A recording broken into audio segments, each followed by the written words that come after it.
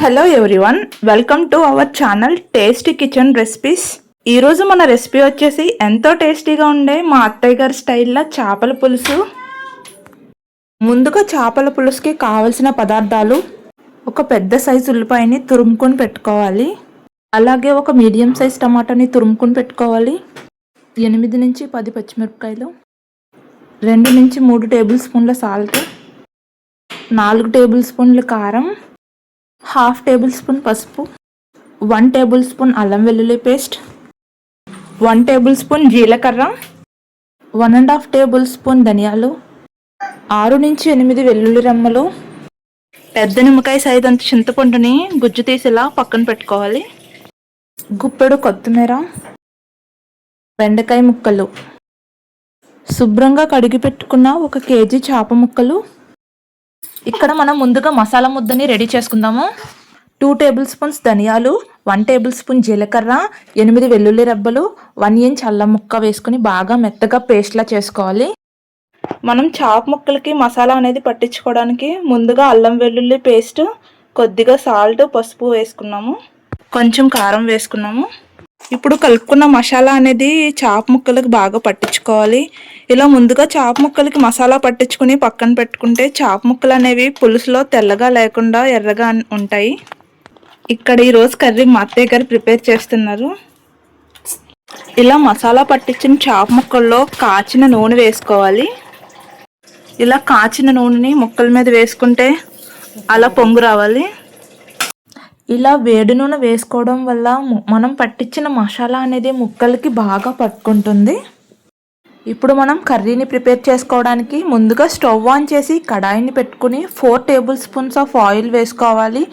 Oil బాగా heat అయ్యాక పచ్చిమిరపకాయలని వేసుకుని బాగా ఫ్రై చేసుకుని ఒక ప్లేట్లోకి తీసుకుని పెట్టుకోవాలి.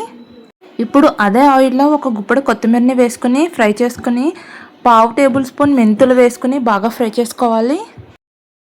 మెంతులు అనేవి కొంచెం కలర్ చేంజ్ అయ్యాక మనం ముందుగా తురుము పెట్టుకున్న ఉల్లిపాయ తురుముని వేసుకుని బాగా ఫ్రై చేసుకోవాలి. మనం వేసుకున్న ఉల్లిపాయ తురుము అనేది కొంచెం ఫ్రై అయ్యాక ముందుగా రెడీ చేసి పెట్టుకున్న టమాటా తురుముని వేసుకుని బాగా ఫ్రై చేసుకోవాలి. 1/2 టేబుల్ స్పూన్ పసుపు వేసుకుందాము, 1 టేబుల్ స్పూన్ సాల్ట్ వేసుకొని ఒకసారి బాగా కలుపుకుందాము. కలుపుకొని లిడ్ని క్లోజ్ చేసుకుందాము. ఇలా లిడ్ని క్లోజ్ చేసుకుని ఆయిల్ పైకి తేలే వరకు మగ్గించుకోవాలి. ఇప్పుడు ఒకసారి మూతను తీసి చూద్దాము. ఇప్పుడు కొద్దిగా అల్లం వెల్లుల్లి పేస్ట్ వేసుకుందాం. అల్లం వెల్లుల్లి పేస్ట్ అనేది పచ్చివాసన పోయే వరకు బాగా ఫ్రై చేసుకోవాలి. అల్లం వెల్లుల్లి పేస్ట్ అనేది బాగా ఫ్రై అయింది. ఇప్పుడు మనం కారం వేసుకుందాం. 2 టేబుల్ స్పూన్స్ ఆఫ్ కారం వేసుకుందాము. మీరు మీ ఘాటుకి తగినట్టు కారం వేసుకోండి. కారం వేసుకున్న తర్వాత ఒకసారి మళ్ళీ కలుపుకుందాం బాగా. ఇప్పుడు మనం కొంచెం నీళ్ళని వేసుకుందాము. ఇలా నీళ్లు వేసుకోవడం వల్ల మనం వేసుకున్న మసాలా అనేది అడుగు పట్టకుండా మాడిపోకుండా ఉంటుంది. ఇప్పుడు ఒకసారి కలుపుకొని మూతని క్లోజ్ చేసుకుని ఆయిల్ అనేది పైకి తేలే వరకు బాగా ఫ్రై చేసుకోవాలి. చింతపండు పులుసు అనేది ఇప్పుడు వేసుకుందాము. పైనుంచి కొంచెం కొత్తిమీర వేసుకొని బాగా కలుపుకోవాలి. మనం వేసుకున్న చింతపండు పులుసు అనేది మూతను క్లోజ్ చేసుకుని 5 నిమిషాలు ఉడికించుకోవాలి.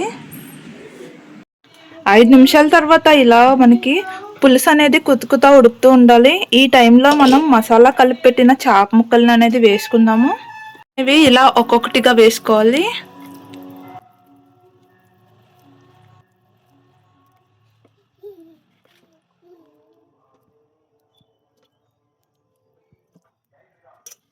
ఇలా చేప ముక్కలన్నీ వేసుకున్న తర్వాత మళ్ళీ లిడ్ని క్లోజ్ చేసుకుని ఉడికించుకుందాము. మనం మూతను తీసి ఒకసారి చూద్దాం. ఇలా ముక్కలు అనేవి ఉడుకుతున్నప్పుడు కట్ చేసి పెట్టుకున్న బెండకాయ ముక్కలను వేసుకుందాము. బెండకాయ ముక్కలు అనేది చేపల కర్రీలో వేసుకోవడం వల్ల చేపల కూర అనేది చాలా బాగుంటుంది. మీకు నచ్చితే వేసుకోండి, లేదంటే బెండకాయ ముక్కల్ని స్కిప్ చేయండి. అలాగే మనం ముందుగా ఫ్రై చేసి పెట్టుకున్న పచ్చిమిరపకాయలని ఇప్పుడు ఇందులో యాడ్ చేసుకుందాము.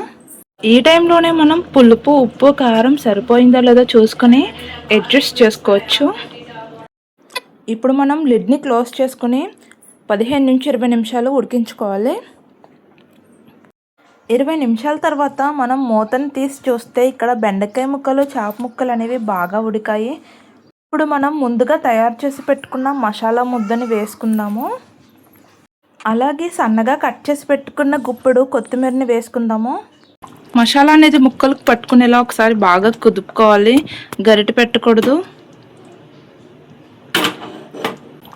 మూతని క్లోజ్ చేసుకుని ఇంకొక 5 నిమిషాలు ఉడికించుకుందాము. మనకి ఇక్కడ చేపల పులుసు అనేది పర్ఫెక్ట్గా రెడీ అయిపోయింది. ఇలా నూనె పైకి తేలితే మనకి చేపల పులుసు అనేది రెడీ అయిపోయినట్టే.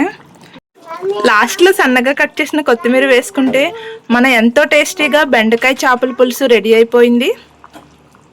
చూసారా, నూనె పైకి తేలుతూ గుమగుమలాడే ఎంతో రుచికరమైన బెండకాయ చేపల పులుసు రెడీ అయిపోయింది.